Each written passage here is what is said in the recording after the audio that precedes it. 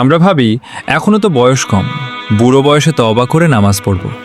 ভাই, আজরাইল আলাইহিসসালাম কি কোনো পাসপোর্ট দেখে জান কবজ করেন যে যুবকদের ধরবেন না?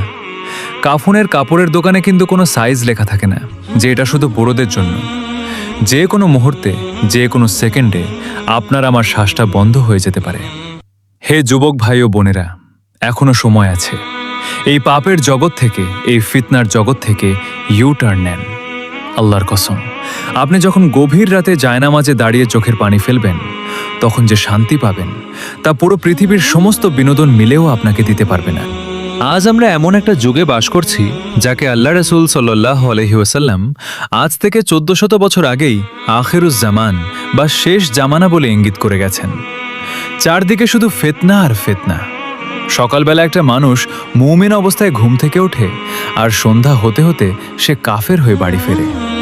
অন্যায়, অবিচার, সুদ আর অশ্লীলতা আজ আমাদের সমাজের রন্ধ্রে রন্ধ্রে ঢুকে গেছে।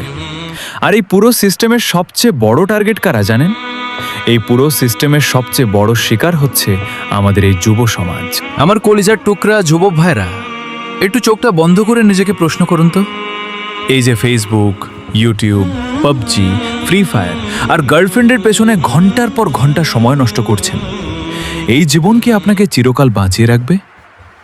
আজ আজরাইল আলাইহিসসালাম যদি এসে আপনার রূহটা কবজ করে নিয়ে যান, আল্লাহর সামনে দাঁড়িয়ে কি জবাব দেবেন?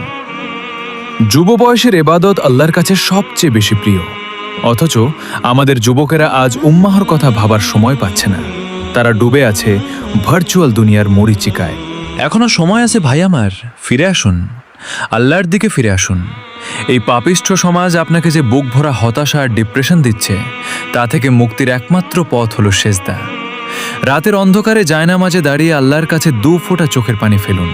ওয়াল্লাহি, আপনার জীবনের সব গুনাহ মাফ করে দেওয়ার জন্য আমার আল্লাহ এক মুহূর্তেই যথেষ্ট।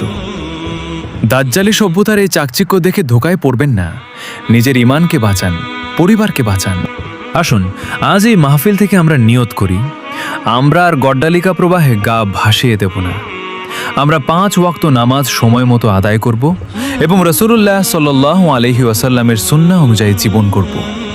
আল্লাহ তাআলা আমাদের এই যুব সমাজকে আখিরুজ জামানের সমস্ত ফিতনা থেকে হেফাজত করুন।